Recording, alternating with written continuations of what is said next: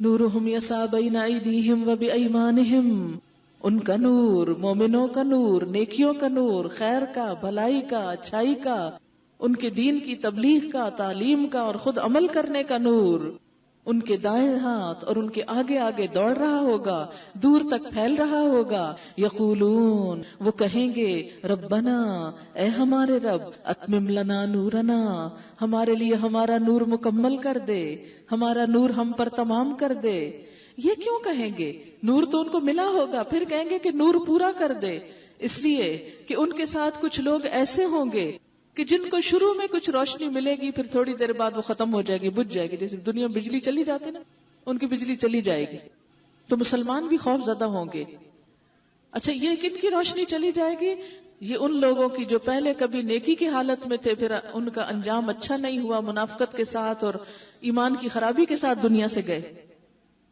تو وہ جو پہلے اچھا حال تھا وہ دکھایا جائے گا، اور پھر اس کے بعد جس طرح برائیوں میں ملوث ہو گئے وہ دکھائی جائیں گی.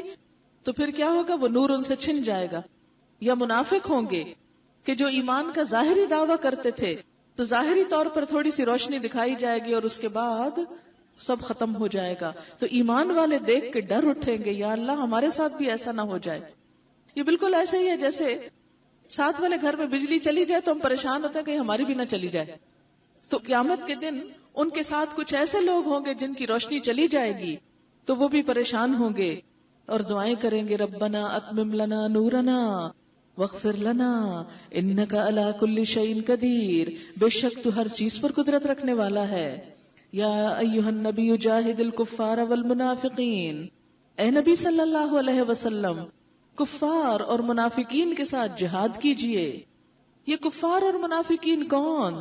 جو ایمان والوں کو دین پر نہ چلنے دیں، جو ایمان والوں کے لیے دین کا رستہ مشکل کر دیں، ان کے ساتھ وغلظ علیہم، سخت رویہ اختیار کیجئے. حقیقت یہ ہے کہ ابتدائی دور میں حکم یہ تھا کہ منافقوں کو نظر انداز کرو، ان کو معاف کر دو، درگزر کرو، جانے دو اور اپنا کام کرتے چلے جاؤ. یہ کیوں تھا؟ شاید کہ یہ بھی کسی وقت انسان بن جائیں، یہ بھی کسی وقت ہدایت پا جائیں. لیکن جب ان کے اندر کوئی خیر، کوئی خوبی اور کوئی بھلائی نظر نہ آئی، تو پھر کیا ہوا کہ نہیں، اب ان کے اوپر سختی کرو. یعنی مراد اس سے یہ ہے کہ ہر اس جگہ پر ڈٹ جاؤ جہاں تمہیں دین سے ہٹا کر کسی اور طرف لے جانے لگے لوگ. یہ بالکل ایسے ہی آپ دیکھیں کہ جیسے ہم ویسے چل رہے ہوتے نا، تو آگے دیکھتے نا پھسلنے والی جگہ آ گئی، تو ہم اپنی پوری قوت مجتمع کر لیتے اور پورے جماع کے احتیاط سے پاؤں رکھتے کہ پھسل نہ جائیں. اسی طرح دین کے راستے پر بھی بہت سی پھسلنے والی جگہیں آتی، بہت ساری پھسلنے والی جگہیں آتی. کبھی کوئی لالچ انسان کو پھسلاتا ہے، کبھی کوئی خوف پھسلاتا ہے، کبھی کوئی دوست احباب پھسلاتے ہیں کہ چلو چھوڑو، میری خاطر یہ کر لو، میری وجہ سے یہ کام کر لو، حالانکہ وہ کام اللہ کی ناراضگی کا ہوتا ہے. لیکن انسان لوگوں کی باتوں میں آ کے پھسل جاتا ہے. آپ دیکھیں یہ بچے سگریٹ کیوں پینے لگتے ہیں؟ دیکھا دیکھی نا دوستوں سے. دوست کیا کہتے ہیں؟ ایک کش لگا کے تو دیکھو، چلو صرف ایک دفعہ ٹرائی کرو، میری خاطر کر لو. اور وہ بیٹھے بیٹھے وہ پہلے اس دھوئیں کو سونگتے رہتے ہیں، پھر آہستہ آہستہ وہ اچھا لگنے لگتا ہے، پھر لے کے پی لیتے ہیں، پھر عادی ہو جاتے ہیں، پھر بڑے بڑے پیسے اس پہ جلا ڈالتے ہیں. سگریٹ کیا ہے؟ پیسوں کو جلانا ہی ہے نا، شیطانی کام. شیطان بھی آگ سے پیدا ہوا تھا، دھوئیں سے پیدا ہوا تھا، اور یہ بھی ایک شیطانی کام ہے کہ آپ بیٹھے ہیں دھواں اڑاتے رہیں، شیطان کو خوش کرتے رہیں. لہذا کوئی ایسا کام کہ جو ہمیں اللہ کے راستے سے ہٹائے، کوئی ایسی چیز، کوئی ایسا لالچ، کوئی ایسا خوف، تو اس میں انسان ہوشیار ہو جائے. نہیں، میں نے دین کا راستہ نہیں چھوڑنا، میں نے لوگوں کی پیروی نہیں کرنی، میں نے معاشرے کو نہیں دیکھنا، میں نے تو دیکھنا اللہ کا حکم کیا ہے. اس لیے کہ میں آئی اللہ کی طرف سے ہوں، میں نے جانا اس کی طرف ہے، اس نے میرا حساب لینا ہے، رزق وہ مجھے دیتا ہے، میرا نفع نقصان اس کے ہاتھ میں ہے، میں اس کو نہیں ناراض کر سکتی. دنیا راضی ہوتی کہ ناراض، وہ ایک الگ بات ہے، لیکن میں اللہ کو ناراض نہیں کر سکتی. اور بھولے سے اگر کوئی ایسا کام ہو جائے، پھر انسان توبہ معافی کر کے پھر اپنے راستے پہ پلٹ جائے. مثلاً آپ یہاں سے گھر جائیں گے، اگر بھول کے کوئی موڑ غلط کاٹ گئے تو آپ اسی گلی میں چلتے جائیں گے. مثلا اگلی گلی میں مڑنا تھا، پہلی گلی میں مڑ گئے تو وہ چلتے جائیں گے، کوئی بات نہیں، مڑ تو گئے، اب چلنے آئے چل جائیں، نہیں، واپس آئیں گے اور اپنی اصلی گھر کی گلی کی طرف مڑیں گے. اسی طرح مومن کا گھر تو جنت ہے. کوئی گلی جو اس سے پہلے ادھر ادھر موڑ لے، ادھر نہیں مڑنا، اصل گلی میں جا کے مڑنا ہے تاکہ وہ منزل نہ ہاتھ سے جائے. وہ ہمیشہ کی خوشیوں کا گھر ہے. اس کے اوپر کسی چیز کا سودا نہیں کرنا، کسی چیز کو قربان نہیں کرنا کہ جو اس کی طرف لے جانے والی ہو. مثلاً آپ دیکھیں کہ کوئی چیز جو آپ کو یہاں سے گھر لے جانے والی ہو وہ آپ کسی کو دے ڈالیں گے، اچھا لے جاؤ تم، نہیں. اسی طرح کوئی ایسا عمل جو جنت تک پہنچانے والا اس کو چھوڑ نہیں دینا، کرتے کرتے اس کو آخر دم تک کرتے چلے جانا. اسی لیے ایمان کی سلامتی کی دعا ضرور مانگنی چاہیے کہ اللہ ہماری آخر اچھی کرنا. ایسا نہ ہو کہ ہم نیکیوں پہ چلتے چلتے لوگوں کے پھسلانے میں، دھوکے میں، زمانے کی باتوں میں آ کے اپنے اصل کو، اصول کو، دین کو، طریقے کو چھوڑ بیٹھیں صرف لوگوں کی خوشی کے لیے.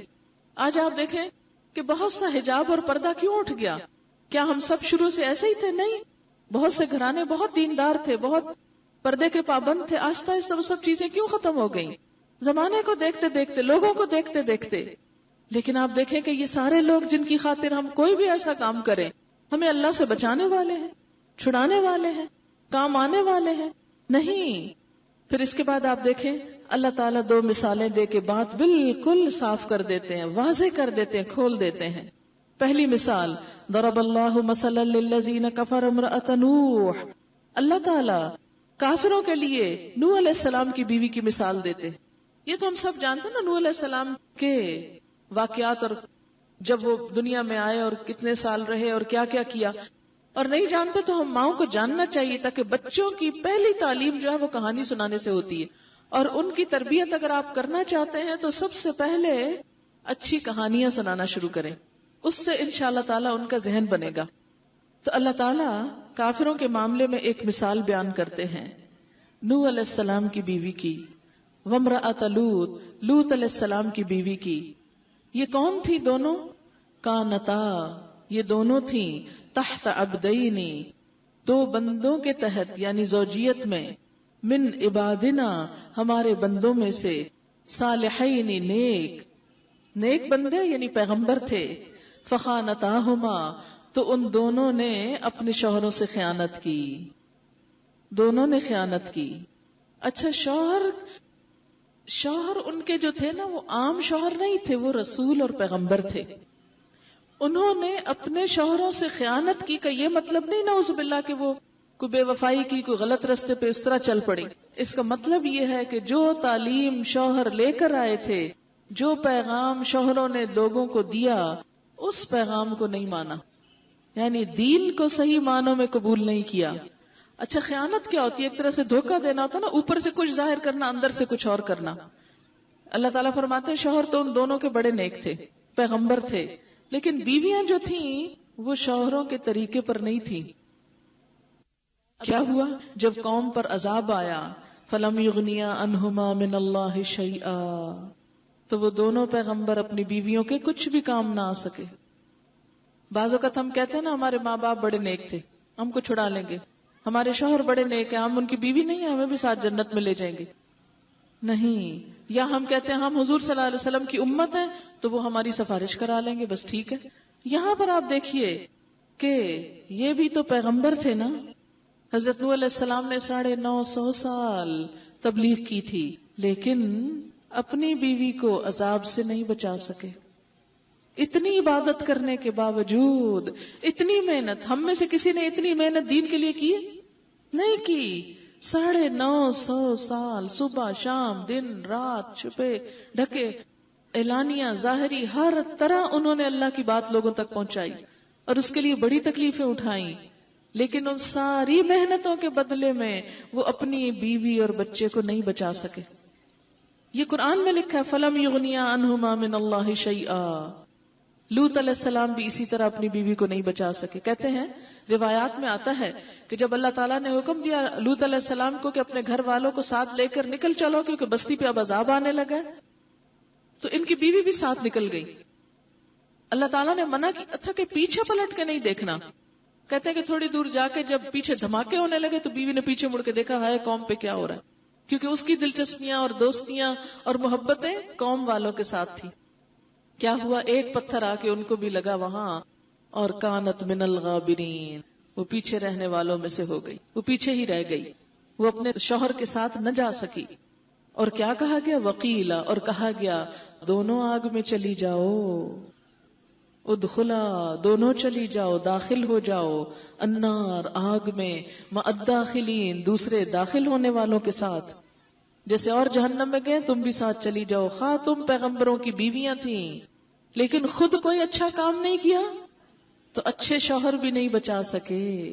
یہ ہے اللہ تعالیٰ کا انصاف اور حساب، کہ جب تک خود کام نہیں کرو گے کسی کا کیا تمہارے کام نہ آئے گا. وَضَرَبَ اللَّهُ مَثَلًا لِلَّذِينَ آمَنُوا امْرَأَتَ فِرْعَوْنَ، اور بیان کرتا ہے اللہ مثال ان لوگوں کے لیے جو ایمان لائے فرعون کی بیوی کی. اب فرعون کون تھا؟ ظالم کافر بادشاہ، اور بیوی کون تھی؟ مسلمان. یعنی اگر شوہر ایمان والا نہیں، نیک نہیں، لیکن بیوی نیک ہے تو پھر کیا ہوا؟ اذ قالت، وہ کہنے لگی رب ابن لی عندک بیتا فی الجنہ، اے میرے رب میرے لیے اپنے پاس جنت میں گھر بنا دے. یا اللہ، فرعون کا محل نہیں چاہیے، یہ بادشاہت نہیں چاہیے، یہ بڑے بڑے دنیا کے ساز و سامان نہیں چاہیے، اس لیے کہ یہ تو سب ختم ہونے والا ہے. مجھے تو تیری جنت چاہیے اور تیرے پاس گھر چاہیے. کتنی عقل مند عورت تھی. اس نے شوہر کی مار کھانا قبول کر لی، اس کی دھمکیاں قبول کر لی، اس کی جھڑکیاں سن لی، لیکن اللہ کو ناراض نہیں کیا، اللہ کی ناراضگی کے کام نہیں کیے. آج ہم کوئی غلط کام کرنا ہو تو کہتے ہیں کیا مجبوری، ہمارے تو میاں ہی نہیں مانتے، ہمارے تو شوہر کو یہ بات پسند نہیں. شوہر کا بہانہ کر کے ہم جو دل چاہتا ہے کرتے ہیں، حالانکہ جس بات پہ شوہر کی مرضی ہو اور ہماری نہ ہو تو ہم کبھی نہیں کرتے. تو یہاں کیا ہوا؟ وَنَجِّنِي مِن فِرْعَوْنَ، اللہ مجھے فرعون سے نجات دے. کیوں؟ قرآن پاک میں آتا ہے وَفِرْعَوْنَ ذِی الْأَوْتَادِ، اور فرعون جو میخوں والا تھا. کہتے ہیں کہ وہ ہاتھوں میں کیل ٹکوا دیتا تھا جس کے بارے میں اس کو پتا چلتا تھا کہ میری بات نہیں مانتا. کہا جاتا ہے کہ اس نے حضرت آسیہ کے ہاتھوں میں بھی کیل ٹکوائے تھے، سخت سزا دی تھی. کہنے لگی وَنَجِّنِي مِن فِرْعَوْنَ، اللہ مجھے فرعون سے نجات دے، وَعَمَلِي، اس کے کاموں سے، وَنَجِّنِي مِنَ الْقَوْمِ الظَّالِمِينَ، یا اللہ مجھے ظالم لوگوں سے نجات دے. اور آپ دیکھیں کہ اللہ تعالیٰ نے اس کو نجات دی، وہ جنت کی عورتوں کے اعلیٰ مقام پر ہیں. کتنی عقل مند تھی. آج فرعون کے محلات کدھر گئے؟ وہ مال و دولت کدھر گئے؟ وہ نام و نمود کہاں گئی؟ وہ عزت کہاں گئی؟ سب ختم ہو گئی. باقی کیا رہا؟ حضرت آسیہ کا نیک عمل، وہی ان کی نجات کے کام آیا، وہی ان کی عزت کا سبب بنا. اس لیے اللہ تعالیٰ ایمان والوں کو مثال دیتا ہے کہ دیکھو اصل قیمت ایمان کی ہے، نیک عمل کی ہے. اور وَمَرْيَمَ ابْنَتَ عِمْرَانَ الَّتِي أَحْسَنَتْ فَرْجَهَا، اور عمران کی بیٹی مریم کی مثال جس نے اپنی شرمگاہ کی حفاظت کی. یہاں خاص طور پر ایک نیک لڑکی کی صفت بتائی جا رہی ہے. کیا؟ کہ وہ اپنی عزت و عصمت کی حفاظت کرتی ہے، اپنی شرم و حیا کی حفاظت کرتی ہے. فَنَفَخْنَا فِيهِ مِن رُوحِنَا، تو ہم نے اپنی روح سے اس میں پھونک دیا. وَصَدَّقَتْ بِكَلِمَاتِ رَبِّهَا، اس نے اپنے رب کے کلمات کی تصدیق کی. وَكُتُبِهِ، اور اس کی کتابوں کی تصدیق کی. وَكَانَتْ مِنَ الْقَانِتِينَ، اور وہ فرما بردار لوگوں میں سے تھی. مسلمان بیٹی کی اور صفات کیا ہے؟ کہ وہ دین کا علم حاصل کرے، کیونکہ حضرت مریم نے اسی لیے تو اللہ کی کتابوں اور کلموں کی تصدیق کی تھی، کیونکہ انہوں نے کتابیں پڑھی ہوں گی. کیونکہ پڑھے بغیر، جانے بغیر تو کسی چیز کی تصدیق کا کیا معنی؟ وَكَانَتْ مِنَ الْقَانِتِينَ، اور وہ فرما بردار لوگوں میں سے تھی. عام طور پر ہم کیا کہتے ہیں؟ ابھی تو ہمارے کھیلنے کودنے کے دن ہیں، ابھی تو ہم چھوٹے ہیں، ابھی تو ہم ٹین ایجر ہیں، ابھی تو ہمارے عیش و عشرت کے دن ہیں.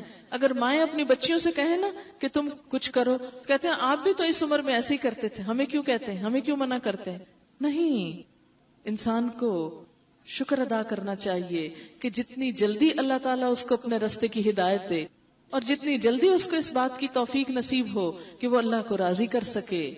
لہٰذا ہم سب کے اوپر یہ ذمہ داری عائد ہوتی ہے کہ ہم سب اپنی دنیا کے کاموں کے ساتھ ساتھ اپنی آخرت اور اللہ کی رضا، اس کی طرف بھی توجہ دیں. صرف یہ گھر نہ بنائیں، آخرت کے گھروں کی فکر بھی کریں. صرف یہاں کی خوشیاں سمیٹنے کی فکر ہی نہ ہو، آخرت کی ہمیشہ ہمیشہ کی خوشیاں بھی مقدر ہوں. صرف چند روزہ زندگی کا ہی غم نہ پالیں، آخرت کا غم بھی پالے جو ہمیشہ ہمارے ساتھ رہے گی، جہاں سے کوئی چھٹکارا نہیں. یہ تو ختم ہو جائے گی، وہ تو باقی رہنے والی ہے.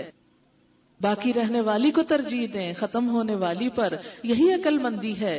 یہ محفلیں اسی لیے سجائی جاتی ہیں، اسی لیے سب اکٹھے ہوتے ہیں کہ پھر اپنے آپ کو یاد دہانی کرائیں. ایسا نہیں کہ یہ باتیں آپ کو پتہ نہیں، پتہ ہیں لیکن بھول جاتی ہیں. دنیا کے کاموں کو ہم کتنی دفعہ، مثلا کہ کسی شادی پہ جانا تو بار بار یاد کراتے نا، ایک دوسرے سے پوچھا کس دن ہے بھلا، کب جانا ہے، کس ٹائم پہ جانا ہے، میں بھول ہی نہ جاؤں. تو بالکل اسی طرح چھوٹی چھوٹی چیزیں گھر میں رکھ کے ہم بھول جاتے ہیں نا. اچھا وہ پتہ نہیں کہاں رکھ بیٹھی ہوں، وہ کاغذ رکھا تھا مل نہیں رہا، وہ کپڑا رکھا تھا مل نہیں رہا، چابی رکھ کے بھول گئی ہوں. بھولتے ہیں نا ہم. بالکل اسی طرح دین کی باتیں بھی بھولتے ہیں. تو دین کی باتوں کو یاد کرانے کے لیے سب کو اکٹھے ہو کر کبھی نہ کبھی ضرور ان چیزوں کو، اپنے فرائض کو اور اپنی ذمہ داریوں کو یاد کریں تاکہ ہماری آخرت سنورے. اللہ تعالی ہم سب کو اس کی توفیق عطا فرمائے. وآخر دعوانا ان الحمد للہ رب العالمین. یہ چند چیزوں کا تعارف میں آپ کو کرانا چاہتی ہوں. یہ ایک کتاب ہے آخری سفر کی تیاری. ہم سب کا ایک آخری سفر ہے جس کے لیے ہم فکر نہیں کرتے، یا یہ کہ کسی کے گھر میں جب وفات ہو جاتی ہے تو ہمیں پتہ نہیں ہوتا کہ کیا کرنا چاہیے. ہر کوئی نئے نئے مشورے دیتا ہے، وہ کرتے چلے جاتے. تو یہ کیا سنت طریقہ ہے میت کے ساتھ کس طرح کا معاملہ ہونا چاہیے. تو یہ وفات کے بعد کیا ذمہ داریاں ہیں جو لوگ وہاں حاضر ہوں، کس طرح اطلاع کریں، کس طرح غسل دیں، کس طرح پھر کفن دیں، کس طرح جنازہ لے جانے کا طریقہ ہے. پھر اسی طرح میت کے لیے مسنون دعا کیا ہے. یعنی عام طور پر ہم کیا کرتے ہیں کہ یہ جو دعا ہے میت کی بخشش کی، یہ بھول جاتے ہیں. حالانکہ میت کو جو سب سے زیادہ چیز فائدہ دیتی ہے وہ دعا ہے. تو اس لیے یہ صرف 10 روپے کی کتاب ہے، لیکن اس میں چھوٹی چھوٹی چیزیں جو فوری کرنے کی یاد دہانی کی ہیں وہ موجود ہیں. اسی طرح یہ قرآن کی جتنی بھی دعائیں ہیں اور نبی صلی اللہ علیہ وسلم کی سنت کی جو صحیح دعائیں ہیں اس کی کتاب ہے. اسی طرح بچے نماز نہیں پڑھتے تو ان کو عادت ڈالنے کے لیے یہ ایک چھوٹی سی ڈائری بنائی ہوئی ہے کہ بچے روز کا حساب لکھیں. آپ یہ بھی کر سکتے کہ انہیں کہیں کہ اگر آپ یہ پورے کھانے پورے ہوں گے تو آپ کو انعام دوں گی. 15 دن کا حساب اس میں لکھ کر آپ اپنے بچوں کو ایک شوق دلا سکتے ہیں. اسی طرح دعائے استخارہ اور دعائے حاجت ہے. کھانا کھانے کے طریقے کیا ہیں یہ انگریزی میں، کیونکہ آج کل ہمارے بچے انگریزی اسکولوں میں پڑھ رہے ہیں، اردو کم اب جانتے ہیں اور انگریزی زیادہ جانتے ہیں، تو اس لیے یہ انگریزی میں بچوں کو ادب آداب سکھانے کے لیے. اسی طرح یہ آیات شفا ہے. پھر اسی طرح یہ فولڈر ہے جس کے اندر قرآنی دعائیں ہیں، صبح شام کی دعائیں ہیں، قرآن پاک کے بعد پڑھنے کی دعائیں ہیں. یہ ایک حدیث ہے کہ بدترین شخص کون ہے، یہ اس کی علامات بتائی گئی ہیں. سوتے وقت ڈر جاتے ہیں بہت سے لوگ، یہ برا خواب آنے پہ پریشان رہتے ہیں، یہ اس کی دعا ہے.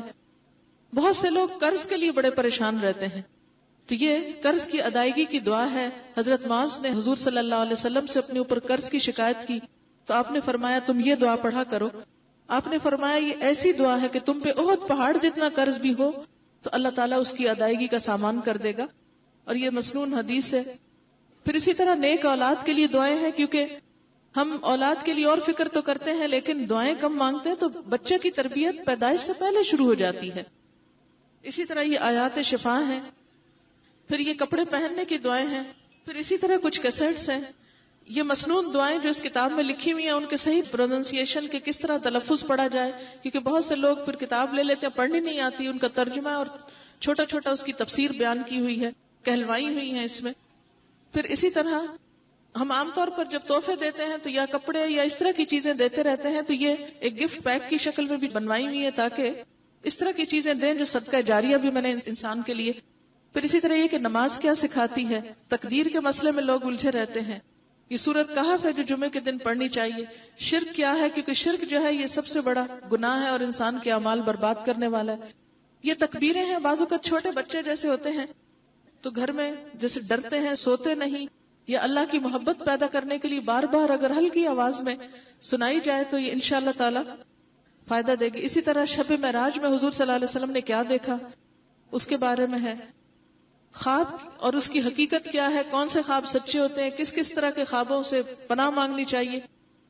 پھر اسی طرح حقوق العباد ہے، آیت الکرسی ریپیٹڈلی ریکارڈ کی ہوئی ہے. پھر اسی طرح یہ اجمی ہے ایک قاری، اس کی قرات کا سیٹ ہے. پھر اسی طرح یہ رمضان مبارک ہے. پھر شرک کیا ہے، عدل احسان صلہ رحمی ہے. اسی طرح عدل احسان صلہ رحمی یعنی رشتہ داروں کے ساتھ کیسا سلوک کرنا چاہیے. اگر کوئی سوال ہو تو آپ کر سکتے ہیں، پھر دعا کر لیتے ہیں. سوال ہے کہ انتہائی مجبوری کی حالت میں مثلاً بیٹی کی شادی کے لیے بینک سے قرض لینا کیسا ہے، کیونکہ اس کی ادائیگی میں سود بھی دینا پڑتا ہے. بات یہ ہے کہ اسلام کا نقطہ نظر جو شادی کے بارے میں ہے وہ بھی بہت سادہ ہے. جب ہم اسلام کے ایک حکم کو توڑتے ہیں تو پھر دوسرا حکم ساتھ ہی توڑنا پڑتا ہے. پھر اس کی خرابیاں آپ دیکھیں کہاں تک جاتی. پہلی بات تو یہ ہے کہ ایک مسلمان معاشرے کے اندر جو بنیادی خوبی ہونی چاہیے وہ کیا ہے کہ سب ایک دوسرے کے ہمدرد اور مہربان ہوں. قرآن پاک میں مومنوں کو آپس میں کس سے تشبیہ دی گئی ہے کہ انما المؤمنون اخوہ، مومن آپس میں بھائی بھائی ہیں. اسی طرح آپ نے فرمایا قرآن پاک میں آتا ہے کہ رحماء بینہم، آپس میں رحیم اور شفیق ہیں. اذلۃ علی المؤمنین عزۃ علی الکافرین، مومنوں کے اوپر نرم ہے ایک دوسرے کے لیے اور کافروں کے مقابلے میں سخت ہیں. لیکن افسوس کے ساتھ یہ کہنا پڑتا ہے کہ آج کے مسلمانوں کے لیے تو سخت ہو گئے ہیں، کافروں کے لیے شاید پھر بھی نرم ہو. بے حسی اور ایک دوسرے کی ضرورت کا خیال نہ رکھنا، یہ چیزیں بہت عام ہو کر رہ گئی ہیں. پہلی بات تو یہ ہے کہ ہمیں یہ دیکھنا ہے کہ نبی صلی اللہ علیہ وسلم نے شادیاں کس طرح کی تھیں، اپنی یا اپنے بچوں کی. جب ہم آپ کو اپنا رسول مانتے ہیں، اسوہ حسنہ مانتے ہیں، تو پھر اس کے بعد اتنے اخراجات اور اتنے اسراف جو ہیں، آخر اس کی کیا وجہ ہے؟ خود ہمارے معاشرے کی پیدا کردہ چیز ہے. پھر اگر معاشرے کے اندر ایک خرابی ہے تو اس کو ہم دور کیوں نہیں کرتے، اس کی اصلاح کی کوشش کیوں نہیں کرتے؟ پھر اس کے بعد یہ ہے کہ اگر قرض کی ضرورت پڑتی ہے تو کیا مسلمان بہن بھائی آپس میں ایک دوسرے کی مدد نہیں کر سکتے کہ اس کے لیے بینک تک جانا پڑے اور پھر انسان اس سے کبیرہ گناہ میں شریک ہو جائے؟ تو اس میں یہ ہے کہ انسان حرام کو تو کسی صورت میں حلال نہیں کر سکتا. یعنی میں آپ سے یہ نہیں کہہ سکتی کہ آپ بینک سے قرضہ لے کر شادی کر کے بے شک سود دیں، اس میں کوئی گناہ نہیں کیونکہ مجبوری ہے. ہم جس چیز کو بھی مجبوری کا نام دیتے ہیں اس کو اللہ تعالیٰ ہی بہتر سمجھتا ہے کہ کس حد تک مجبوری ہے اور کس حد تک ہم نام و نمود، دکھاوا اور نمائش کر رہے ہیں. تو اس لیے ایسی چیزوں سے پرہیز کرنا چاہیے. بعض اوقات یہ ہوتا ہے کہ بڑے امیر گھرانوں میں شادی کرنے کے لیے زیادہ نمود و نمائش کی ضرورت ہوتی ہے، تو انسان کسی چھوٹی چیز پر صبر اور قناعت کر لے، لیکن حرام کی طرف ہر صورت جانے سے بچنے کی کوشش کرے. حرام صرف ایک ہی صورت میں جائز ہوتا ہے، اور وہ کیا کہ جب انسان کی جان کو خطرہ ہو. فمن استر غیر باغ ولا عاد فلا اثم علیہ، کہ خنزیر اور خون اور مردار یہ سب چیزیں حرام ہیں. لیکن کون کھا سکتا ہے؟ جو بڑا ہی بے قرار ہو جائے، مجبور ہو جائے کہ اور کچھ مل ہی نہیں رہا کھانے کو سوائے اس کے کہ مردار سامنے پڑا ہوا ہے، تو پھر وہ کھا سکتا ہے، اور صرف اتنا کھائے جس سے اس کی جان بچ جائے. اسی طرح اگر جان بچانی ہے تو اس وقت کوئی ایسی چیز دی جا سکتی ہے، کسی دوائی میں مثلاً کوئی ایسی چیز پڑی ہوئی ہے، لیکن عام حالات میں نہیں. اسلام میں پردے کا کیا تصور ہے؟ کیا چہرہ ڈھانپنا ضروری ہے کہ نہیں؟ اس میں آپ دیکھیں کہ اسلام میں پردے کے بارے میں سورت نور میں حکم آتا ہے اور سورت احزاب میں حکم آتا ہے. سورت نور میں جو حکم آتا ہے وہ کیا ہے کہ وَلَا يُبْدِينَ زِينَتَهُنَّ، کہ مومن عورتیں جو ہیں اپنی زینت ظاہر نہ کریں، خوبصورتی ظاہر نہ کریں. تو ہم سب جانتے ہیں کہ سب سے زیادہ خوبصورت حصہ انسان کے جسم میں کون سا ہے؟ اس کے پاؤں، ہاتھ، چہرہ. اسی لیے چہرہ جو ہے وہ خوبصورتی کا ایک حصہ ہے. دوسرا سورت الاحزاب میں آیت آتی ہے، یا ایھا النبی کل ازواجک وبناتک ونساء المؤمنین یدنین علیہن من جلابیبہن. اے نبی صلی اللہ علیہ وسلم اپنی بیٹیوں سے، بیویوں سے اور عام مسلمان عورتوں سے کہہ دیجئے کہ اپنے اوپر اپنے چادر کے پلو لٹکا لے. تو اس سے بھی کیا پتہ چلتا ہے، جیسے پہلے زمانے میں عورتیں گھونگھٹ نکالتی تھیں، تھوڑا ادھر سے کھسکا لیا، تھوڑا ادھر سے ڈھانپ لیا. تو یہ حضرت ابن عباس نے اس کو کر کے یوں دکھایا کہ چادر لی اور لپیٹ کے دکھایا اور آنکھیں ننگی ہو رہی تھی اور باقی حصہ جو ہے وہ لپیٹ دیا، کیونکہ راستہ دیکھنا ہے، چیزیں دیکھنی ہے، کچھ خرید و فروخت کرنی ہے. تو اس حد تک تو اجازت دی گئی کہ جس سے انسان دیکھ سکے اور مشکل میں گرفتار نہ ہو. لیکن باقی اس اور خاص طور پر جب میک اپ ہو تو میک اپ تو تبرج میں بھی آ جاتا ہے نا. ولا تبرجنا تبرج الجاہلیت الاولی، پہلی جاہلیت جیسی سج دھج نہ دکھاؤ، یعنی اپنی خوبصورتی کو نمایاں نہ کرو. نماز پڑھتے ہوئے کئی خیالات آتے ہیں، اس کے لیے کوئی دعا بتائیں جس سے نماز صحیح پڑھی جا سکے. اس کے لیے اعوذ باللہ من الشیطان الرجیم، اور اسی طرح اعوذ باللہ السمیع العلیم. اور ایک روایت میں آتا ہے کہ بائیں طرف انسان تھتکار دے، یعنی تھتکارنے کا مطلب تھوک پھینکنا نہیں ہے، بلکہ ایسے تھو تھو تھو کر کے ہلکا سا اس طرف کو کر دے شیطان کی طرف. اس سے انشاءاللہ تعالی کنٹرول ہوں گے. الہدا اسکول کے بارے میں تعارف کرائیں. الہدا جو ہے وہ ایک تعلیمی ادارہ ہے. جس طرح کوئی بھی اسکول ہوتے ہیں ایسے ہی ایک اسکول ہے کہ جس میں قرآن پاک کو ترجمہ اور تفسیر کے ساتھ بنیادی طور پہ پڑھایا جاتا ہے. یہ کوئی جماعت نہیں، کوئی تحریک نہیں، کوئی پارٹی نہیں، کوئی گروہ نہیں، کوئی فرقہ نہیں، کوئی کچھ نہیں. بس ایسے اسکول ہے جیسے کوئی سڑک پہ اور سکول ہے. ایسے ہی اگر یہاں کوئی الہدا ہو تو وہ ایک اسکول ہوگا جس میں لوگ قرآن کی تعلیم حاصل کریں گے. ایک سوال پوچھنا ہے کہ آج جس کو بھی کہے کہ یہ کام شریعت کے خلاف ہے تو وہ کہتا ہے اللہ بخشنے والا ہے، اور اللہ نے کہا کہ کلمہ پڑھنے والا ایک دفعہ جنت میں ضرور جائے گا. ہاں یہ تو ہے کہ ایک دفعہ ضرور جائے گا، لیکن یہ بھی پتا ہے کہ کس طرح کتنی مصیبتوں کے بعد. صرف حشر کا ہی ایک دن جو ہے 50,000 سال کے برابر ہے. دنیا میں ہم تھوڑی سی عیش و عشرت کر کے اپنے لیے مصیبت کھڑی کر لیں تو 50,000 سال ہم تکلیف اٹھا سکتے ہیں. زکوٰۃ نہ دینے والوں کے بارے میں آتا ہے کہ قیامت کے دن زکوٰۃ کا جو مال ہوگا، سونا چاندی وغیرہ، وہ تپا کر ان کے چہروں کو، پیشانیوں کو اور پیٹھوں کو لگایا جائے گا، اور یہ ہوتا رہے گا حشر کا پورا دن. اس کے بعد چاہے وہ جہنم میں بھیجا جائے یا جنت میں بھیجا جائے، یعنی کلمہ گو ہے جنت میں بھیجا جائے گا، لیکن اس سے پہلے یہ جو اتنا لمبا عرصہ وہ جہنم کی تپی ہوئی پلیٹیں انگارے لگ رہے ہوں گے، اس کا کیا بنے گا. اسی طرح آپ صلی اللہ علیہ وسلم نے صاف طور پہ بتایا، صحیح بخاری آپ پڑھیں تو اس میں آپ کو معلوم ہوگا کہ کچھ لوگ ایسے ہوں گے جو پہلے جہنم میں ڈالے جائیں گے، وہاں اپنے گناہوں کی سزا بھگتیں گے، پھر وہاں سے نکلیں گے، جنت کے کنارے نہر الحیات پہ ڈالے جائیں گے، وہاں ان پہ پانی جنت کا پھینکا جائے گا جس سے ان کے جسم دوبارہ بنیں گے.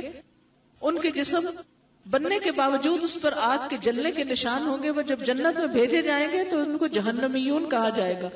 یہ وہ لوگ ہیں پہلے جہنم میں پھینکے گئے تھے. تو اس امید پہ تھوڑی دیر کے لیے عیش و عشرت کرنے کے لیے حرام کام کر لینا کہ ایک دفعہ تو جنت میں پہنچ ہی جائیں گے، یہ کوئی آسان بات نہیں ہے.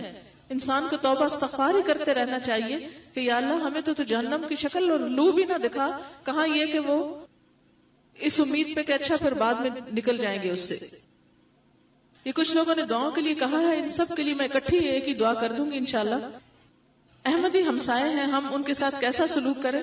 بس کسی بھی انسان کے ساتھ جو حسن سلوک کرتے ہیں بس وہی، لیکن دلی دوستی اور تعلق نہیں ہونا چاہیے. ٹی وی دیکھنا کیسا ہے جبکہ ہم ان مردوں کی صرف شکل دیکھتے ہیں.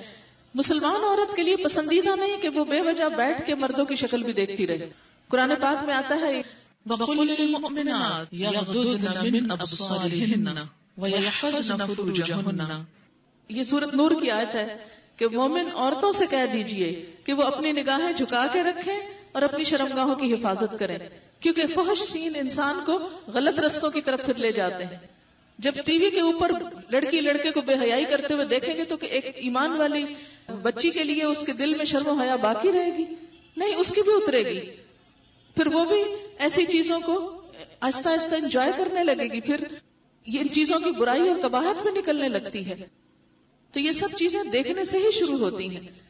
اور پھر آپ دیکھیں کہ قرآن پڑھنے کے لیے تو ہمارے پاس وقت کوئی نہیں، دین سیکھنے کے لیے تو وقت کوئی نہیں، عمل کرنے کے لیے تو وقت کوئی نہیں، لیکن ایسی چیزوں کے لیے ہم گھنٹوں بھی بیٹھے رہیں ڈرامہ دیکھنے تو ہمیں احساس ہی نہیں ہوتا کہ گھنٹہ بھی گزر گیا.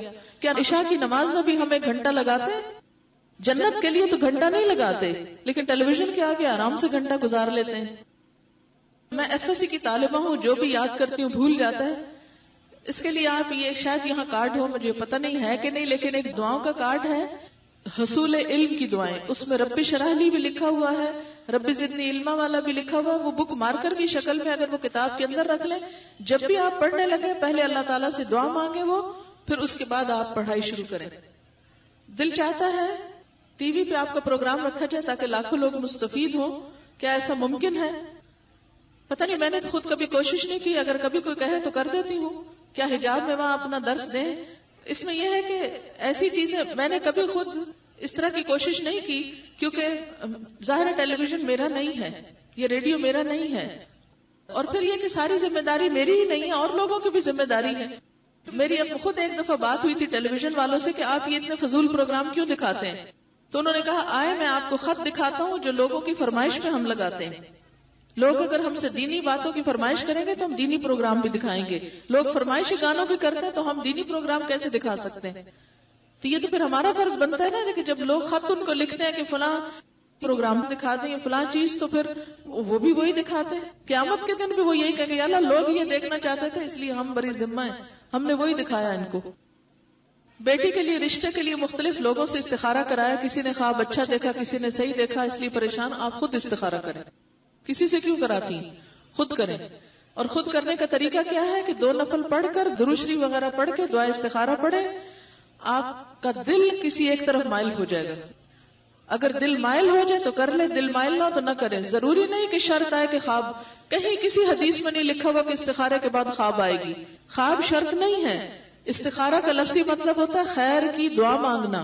2 نفل پڑھ کے مسنون استخارے کی دعا پڑھتے جائیں، 7 دن کریں، 2 ہفتے کریں، اور اس کے بعد دل اگر مائل ہو جائے تو کام کر لیں، نہ مائل ہو تو چھوڑ دیں. گزارش ہے کہ آپ کو اللہ تعالیٰ نے خاص رحمت سے نوازا ہے. بہت سے لوگ آپ کی طرف کھینچے چلے آتے ہیں. آپ امت مسلمہ کی وحدت کے لیے کوشش کریں کہ سب دیندار لوگ مل کر پاکستان میں اسلامی انقلاب کے لیے جدوجہد کریں. آپ دیکھیں کہ ہماری تو سب سے بڑی کوشش یہی ہے کہ سب مسلمان اکٹھے ہوں اور سب کو اکٹھا ایک چیز پہ کیا جا سکتا ہے. یاد رکھیں، اور وہ چیز قرآن پاک ہے.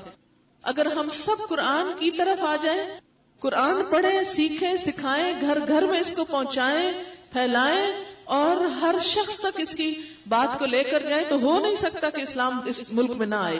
لیکن جب تک ہم قرآن کی تعلیم پر توجہ نہیں کریں گے، اس کو نہیں سکھائیں گے، گھر گھر تک، کان کان تک، دل دل تک یہ نہیں پہنچے گا، اس وقت تک ساری باتیں جو ہیں وہ صرف باتیں رہ جاتی ہیں. اگر انسان کوئی غلطی کرے انجانے میں، پھر اس کے بعد توبہ کرے، اسی طرح اس سے وہ غلطی دوبارہ انجانے میں ہو جائے تو کیا دوبارہ سچے دل سے توبہ کر لے؟ جی ہاں. ایک فارسی کا شعر ہے، 100 بار اگر توبہ شکستی بازا. اگر 100 دفعہ بھی توبہ ٹوٹ جائے تو پھر بھی باز آ جاؤ، پھر توبہ کر لو. جان کے نہ توڑے، لیکن انسان ہے نا. مثلاً ایک جگہ سے چوٹ لگتی ہے، بعض وقت گزرتے پھر چوٹ لگ جاتی ہے. حالانکہ خود کو چوٹ مارنا مقصود نہیں ہوتا، لیکن بھول جاتا ہے انسان، پھر ادھر ہی جا پڑتا ہے. آپ چلتے چلتے کبھی پھسلنا چاہتے ہیں لیکن پتہ ہی نہیں چلتا، پھسل جاتے ہیں. تو اسی طرح انسان سے غلطی ہو جاتی. یہ نہیں ہو سکتا کوئی فرشتہ ہے اور اس سے غلطی نہیں ہو سکتی، لیکن اچھا مسلمان وہی ہے کہ جو غلطی کو مان جائے. کیونکہ سب سے بڑی مشکل پتہ کہ آپ اپنی غلطی مانتے بھی نہیں. غلطی مان جائے اور اس کے بعد توبہ کرتے ہوئے پھر نئی زندگی کی اصلاح کرے، ابتدا کرے. وہ نمازیں جو ہم نے سالوں کے حساب سے قضا کی ہیں، اس کا کفارہ یا فدیہ کیا ہے؟ آپ دیکھیں کہ کفارہ فدیہ کوئی نہ تو قرآن میں لکھا ہوا نہ حدیث میں لکھا ہوا ہے. کئی لوگ کہتے ہیں کہ وہ دوبارہ پڑھ لیں. بعض علماء یہ کہتے ہیں کہ توبہ استغفار اچھی طرح کریں اور آئندہ کوئی نماز نہ چھوڑے. ہاں، اگر جیسے سو گئے اور الارم لگایا اور پتہ ہی نہیں چلا اور نماز چلی گئی تو اب کیا کریں؟ جس وقت آنکھ کھلے اٹھ کے پڑھ لیں. یہ نہیں کہ آپ الارم بھی بعد کا لگائیں، 8 بجے صبح کا لگائیں، ایسے نہیں. یا اسی طرح یہ ہے کہ بعض اوقات انسان بھول جاتا ہے کہ او ہو میں تو نماز ہی نہیں پڑھی، جس وقت یاد آئے پڑھ لیں. لیکن کوئی مومن ہوتے ہوئے جان بوجھ کے نمازیں نہیں چھوڑتا ہوتا. اب جو ہو گیا سو ہو گیا. قرآن پاک میں کیا آتا ہے؟ ما قد سلف، جو ہو چکا سو ہو چکا. اب کیا ہے؟ نئے سرے سے پکا صحیح طور پر شروع کر دیں. جو ہو چکا سو ہو چکا، اس پہ معافی مانگے اور کثرت سے نفل وغیرہ پڑھا کریں تاکہ پچھلے بھی کفارہ ہوتا رہے. دنیاوی تعلیم اگر اسلام کی سربلندی کے لیے حاصل کرنا مقصود ہو اور اس میں تمام سائنسی علوم شامل ہو تو اس پہ روشنی ڈالیں، یہ بہت اچھی بات ہے. اس لیے کہ دنیا بھی اللہ نے بنائی ہے، اس کے علوم پڑھنا بھی عبادت ہے. لیکن صرف دنیا کا ہو جانا اور اللہ ہی کو بھول جانا یہ اچھی بات نہیں. شوہروں کی اصلاح کے لیے کیا طریقے اختیار کیے جائیں؟ دنیاوی امور میں، دینی امور میں. اصلاح کا تو جو طریقہ ہے وہ یہی ہے کہ یا تو اچھی کتابیں یا اچھے دوست اور اچھی مجلسیں. اب عورت ہوتے ہوئے اگر آپ کے پاس کوئی ایسا طریقہ ہے کہ مثلاً اچھا لٹریچر گھر میں رکھیں، اچھی کیسٹس رکھیں، اچھے لوگوں کے ساتھ ملنا جلنا شروع کریں، پھر اسی طرح مسجدوں میں جہاں اچھا خطبہ ہوتا ہو وہاں پہنچنے کی کوشش کریں، جہاں کہیں مردوں کے درس وغیرہ ہوتے ہیں وہاں آپ لوگ جائیں، تو اسی سے اصلاح ہو سکتی ہے. ایک عورت کے ہاتھوں صرف نصیحت کرنے سے شوہر کی اصلاح عموماً نہیں ہوتی. پھر یہ ہے کہ دعا کرے، خاص نفل پڑھ کے اللہ تعالیٰ سے دعا کرے، یا اللہ ہمارے شوہر کو ہدایت دے، تو انشاءاللہ تعالیٰ اللہ تعالیٰ سبب پیدا کر دے گا، کیونکہ وہ دعائیں سننے والا ہے. بیٹی کی شادی کے لیے کوئی دعا بتا دیں. یہ سورۃ القصص کی آیت ہے نا، رب انی لما انزلت الی من خیر فقیر. یہ دعا جو ہے آپ اس کو پڑھ سکتے ہیں. ایسے ہے کہ انہوں نے لکھا ہے کہ والدہ نے ناظرہ قرآن نہیں پڑھا، وہ قرآن بھی کھولنا چاہتی ہیں، کیا پڑھیں؟ اس کے لیے میں آپ کو مشورہ دوں گی کہ قرآن پاک کی جو تجوید کا یہ سیٹ ہوتا ہے نا، جیسے کسی بھی اچھے قاری کی آواز میں، وہ لے لیں اور روزانہ ایک کیسٹ سن لیا کریں، اور ساتھ قرآن پاک کھول لیں، اس کو دیکھتی رہیں اور ساتھ ساتھ وہ سنتی جائیں. انشاءاللہ ان کا شوق پورا ہو جائے گا. اور اگر تھوڑی سی بھی ہمت ہو تو بڑی عمر میں بھی سبق یاد ہو جاتا ہے، اس میں بھی محنت کریں تو انشاءاللہ ہو جائے گی. یہ سوال ہے کہ والدین اور شوہر کی فرما برداری میں سے فوقیت کس کو دینی چاہیے؟ شوہر کو.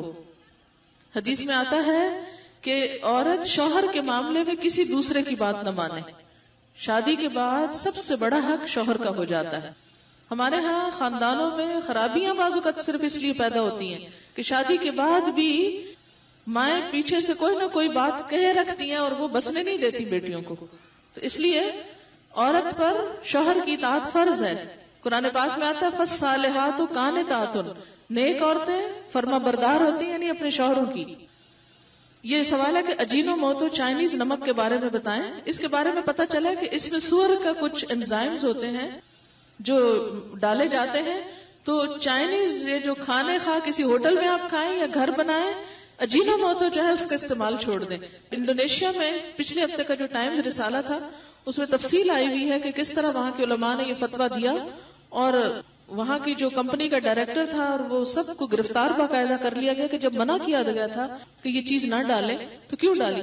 ویسے بھی سچی بات ہے کہ جو سادہ کھانے کے اندر صحت ہے وہ ان کھانوں کے اندر ہے بھی نہیں. ہم یہاں کے پیدا ہوئے، یہاں کے پلے بڑے لوگ، ہم کیا کھانے بیٹھ گئے؟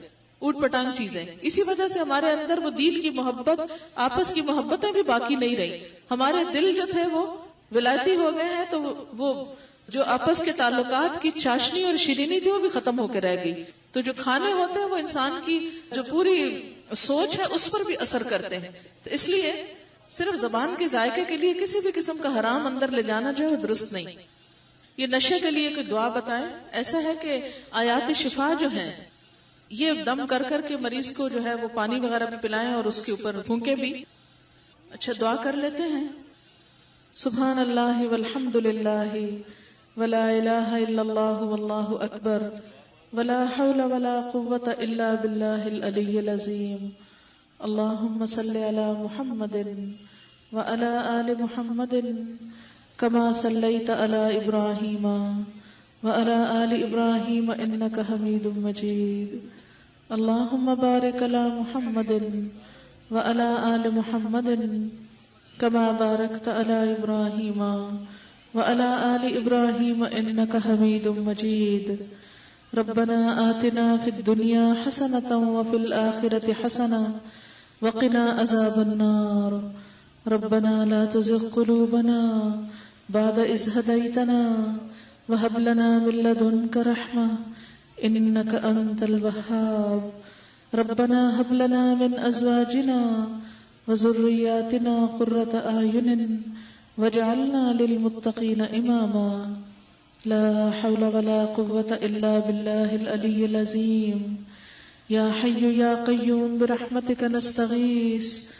اللهم إنا نعوذ بك من جهد البلاء ودرك الشقاء وسوء القضاء وشماتة الأعداء. اللهم لا مانع لما أعطيت ولا معطی لما منعت ولا ينفع ذا الجد منك الجد. یا اللہ پاک جو کچھ ہم نے سنا ہے تو اپنی رحمت سے اسے قبول فرما. ہماری نیت کو صرف اپنے لیے خالص کر لے. جو بات تیری مرضی کے مطابق ہوئی ہو ہم سب کو اس پر عمل کی توفیق عطا فرما، اور جو اللہ تعالیٰ آپ کی مرضی کے خلاف کوئی بات ہوئی ہو ہم سب کو اس سے دور کر دے، اور ہمیں اسی چیز کی توفیق دے جس سے تو راضی ہو جائے۔ اللہم وفقنا لما تحب وترضا، یا اللہ ہمیں ان کاموں کی توفیق دے جن کو تو پسند کرتا ہے اور جس سے تو راضی ہے۔ یا اللہ پاک تو ہمارے تمام گناہوں کو معاف کر دے، ہمیں اپنا قرب نصیب فرما، ہمیں اپنے صالح نیک بندوں میں شامل فرما، ہمیں رزق حلال عطا فرما، ہماری اولادوں کو ہماری آنکھوں کی ٹھنڈک بنا، ہمارے والدین پر اپنی رحمت فرما، جو بیمار ہیں انہیں صحت عطا فرما، جو دکھی ہیں ان کے دکھ دور فرما۔ یا اللہ پاک جو بچوں کے رشتوں کے لیے پریشان ہیں یا اللہ ان کی مدد فرما، یا اللہ جو بیمار ہیں انہیں صحت کاملہ عطا فرما۔ یا رب العالمین جو دنیا سے جا چکے ہیں ان کی بخشش فرما۔ یا رب العالمین تو ہم مسلمانوں کو دلوں کو باہم جوڑ دے، یا اللہ مسلمانوں میں باہم محبت پیدا کر دے، اپنی اطاعت کرنے والا بنا۔ یا رب العالمین ہمارے نسلوں میں اسلام باقی رکھنا۔ یا اللہ تو ہمارے گناہوں کو معاف کر دے، ہماری کوتاہیوں سے درگزر فرما۔ یا اللہ تو رزق حلال عطا فرما۔ یا اللہ تو ہر قسم کی پریشانیوں کو دور فرما، ایمان کی سلامتی کے ساتھ دنیا سے لے جانا۔ یا اللہ مرتے وقت کلمہ نصیب فرمانا۔ یا اللہ اپنے صالح بندوں میں شامل کر لینا۔ یا رب العالمین ہماری قبروں میں روشنی پیدا کر دینا، نور سے بھر دینا۔ یا اللہ ہمارا حساب آسان کر دینا۔ یا اللہ ہمارا نامہ اعمال دائیں ہاتھ میں دینا، جنت الفردوس میں جگہ عطا فرمانا۔ یا اللہ پل صراط سے آسانی سے پار کروا دینا، جنت کے اعلیٰ درجات نصیب فرمانا، نبی صلی اللہ علیہ وسلم کی صحبت نصیب فرمانا، آپ کی شفاعت نصیب فرمانا، آپ کے ہاتھ حوض کوثر پر پانی نصیب فرمانا۔ یا اللہ امت مسلمہ کو ایک کر دے، ان کے دلوں کو باہم جوڑ دے۔ یا اللہ جہاں جہاں امت پریشان ہے اس کی مدد فرما، کشمیر، فلسطین، بوسنیا کے مسلمانوں کی مدد فرما۔ یا اللہ ان سب کے دکھ اور پریشانیاں بھی دور کر دے، سب سے تکلیفوں کو ٹال دے۔ یا اللہ اپنی رحمت فرما، جنہوں نے اس جگہ کا انتظام کیا ہے، کوششیں کی ہیں، انہیں اس کی بہترین جزائے خیر عطا فرما، ان کے لیے اس کام کو صدقہ جاریہ بنا، اس گھر پر اپنی خیر و برکت نازل فرما، انہیں اس کا بہترین صلہ عطا فرما۔ یا اللہ تو ہم سب سے اس کوشش کو قبول فرما، سب کا آنا ملنا جمع ہونا اپنی رحمت سے قبول فرما۔ ربنا تقبل منا انک انت السمیع العلیم وتب علینا انک انت التواب الرحیم، وصلی اللہ تعالی علی خیر خلقہ محمد وعلی آلہ واصحابہ واہل بیتہ اجمعین برحمتک یا ارحم الراحمین۔ الہی آمین۔ سبحانک اللہم وبحمدک نشہد ان لا الہ الا انت نستغفرک ونتوب الیک۔ والسلام علیکم ورحمۃ اللہ وبرکاتہ۔